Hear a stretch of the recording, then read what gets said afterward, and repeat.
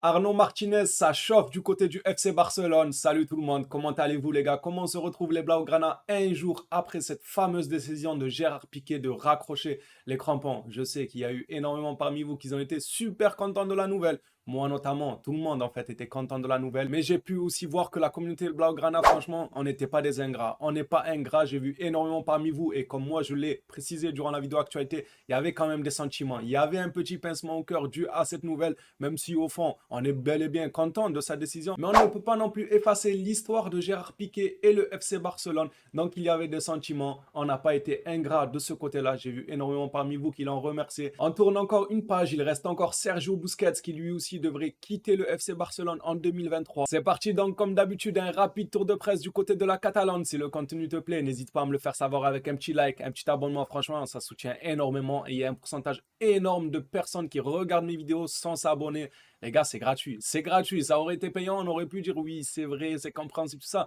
Mais là, c'est totalement gratuit et ça soutient. Donc, n'hésitez pas à soutenir la chaîne. Ne faites pas les radins, ne faites pas les aigris. Merci à tous ceux qui soutiennent, en tout cas régulièrement, qui lâchent leur pouce bleu et qui débattent dans les commentaires. Un énorme merci à vous, les Blaugrana. Et on va commencer sans plus attendre cette actualité sur le FC Barcelone. On commence par une information qui concerne Rafinha. On nous dit que Rafinha fait des efforts supplémentaires. Des chefs personnels, des physios, des nutritionnistes et des entraîneurs complètent le travail qu'il effectue à l'entraînement. Rien que ça, les gars, des physios, des chefs personnels, moi, ça me fait plaisir. Moi, ça me fait plaisir de voir qu'un joueur comme Rafinha, bon, c'est vrai que ces derniers matchs, il n'est pas non plus top, mais ça fait plaisir qu'il se donne les moyens de revenir au top. Et ça, moi, j'aime beaucoup. Ça montre que le joueur, il en veut, le joueur a envie de retrouver son niveau, de montrer ce qu'il vaut au Blaugrana. On espère rapidement un retour au top de la part de Rafinha. Ce communiqué se termine en nous précisant que le joueur veut améliorer sa vitesse et sa puissance plus particulièrement. Concernant le poste de défenseur central délaissé maintenant par Gérard Piqué, dû à sa prise de décision d'arrêter définitivement sa carrière après son dernier match face à Almeria ce week-end,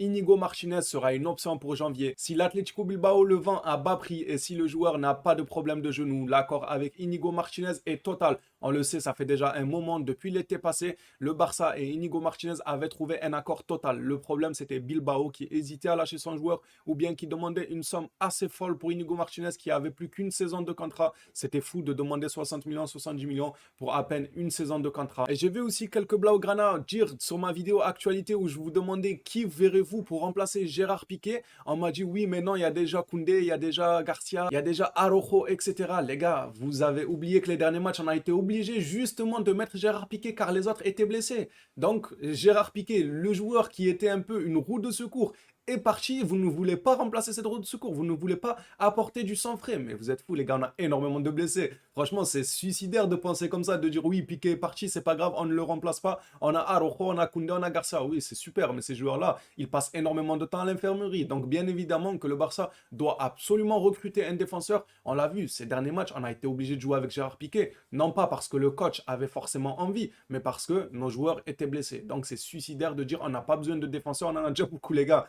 Oui, c'est super d'en avoir beaucoup, mais ils sont tous à l'infirmerie. Donc pour moi, il n'y a absolument pas débat. J'espère que le FC Barcelone se positionnera sur un défenseur central dès janvier. Le nom d'Inigo Martinez est celui qui ressort le plus, mais peut-être qu'on aura des surprises au moment venu. Une nouvelle maintenant concernant Marcos Alonso. Le Barça veut donner à Marcos Alonso un nouveau contrat de 2 ans. Oh, doucement, doucement, ralentissez. Les gars, il n'y a pas le feu. Pourquoi ils se pressent comme ça? Ils veulent faire un nouveau Gérard Piqué, ils veulent faire un nouveau Jordi Alba, un nouveau Sergio Roberto. Doucement, les gars. Franchement, comment ça, 2 ans? Laissons-lui un peu du temps encore, le temps de s'imposer, car pour moi là, il ne s'est pas imposé. Il n'a pas montré son niveau, les gars. Il est pas top depuis qu'il est au Barça. À part quelques matchs, voilà, où il n'a été bon, mais niveau régularité, ça n'a pas été le meilleur. Après, pour sa défense, j'ai envie de dire qu'il n'a pas joué réellement à son bon poste. On l'a pas fait jouer défenseur gauche, il a joué défenseur central. Alors, il avait déjà joué dans le passé défenseur central, mais ce n'est pas non plus son poste de prédilection. Là où il a joué le plus souvent, ça reste défenseur gauche et on ne l'a pas vu enchaîner forcément en défense gauche, mais en même temps, on a Baldé, les gars. Il est très très fort, on a Baldé. Pas forcément besoin de Marcos Alonso, mais en tant que doublure de Baldé, pourquoi pas? En tant que doublure, franchement,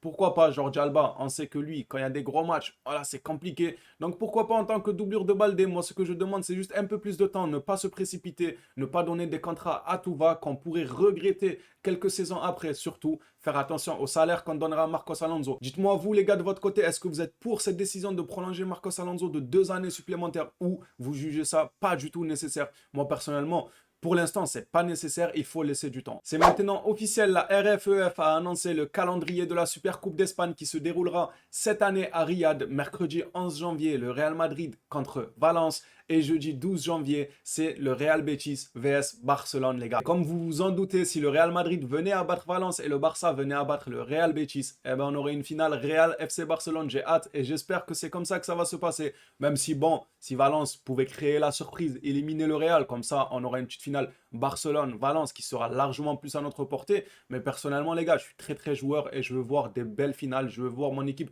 contre les meilleures équipes et non pas me dire oui, il faut qu'on joue ça, parce qu'eux ils sont très forts. Je m'en fous. On est le Barça, les gars. Je veux les voir contre le Real et je veux qu'ils gagnent contre le Real. Si le FC Barcelone affrontait le Real en finale de Supercoupe et qu'on a gagné, ça pourrait être un joli symbole. Donc moi, je veux tout de même que le Real arrive à se qualifier et qu'on ait cette belle finale avec bien évidemment, on espère, une victoire du FC Barcelone. La piste dont on parle le plus ces derniers jours, c'est bien évidemment Arnaud Martinez, le jeune latéral droit qui est formé à la Masia. Je le rappelle encore une fois, j'en ai déjà parlé dans une de mes vidéos actualité. Le joueur a été formé à la Masia et ensuite il a changé de club. Barcelone est sérieusement intéressé par Arnaud Martinez, latéral droit de Girona. On apprend que le club le surveille même dans d'autres communiqués. Prix maximum 20 millions. Donc à voir. Voilà, il est jeune, il est prometteur. Je ne vais pas vous mentir, je ne le suis pas forcément à la trace. Je ne regarde pas non plus tous les matchs de Girona. Mais de ce que j'ai pu voir, il a l'air super prometteur. Il est jeune et surtout, il a été formé à la Masia. Ça pourrait être un point fort. Une petite information maintenant sur Gérard Piqué. Piqué sera bel et bien titulaire donc demain contre Almeria pour faire ses adieux au FC Barcelone. Bon, ceux qui suivent déjà mes vidéos actualité, on en avait déjà parlé hier soir, mais ça se confirme aujourd'hui. Piqué sera bel et bien titulaire contre Almeria. Concernant les blessés maintenant, on apprend que Christensen s'entraîne avec le groupe, pas Koundé ni Eric. Donc Eric Garcia et Koundé, eux, de leur côté, ne s'entraînent pas avec le groupe, mais Christensen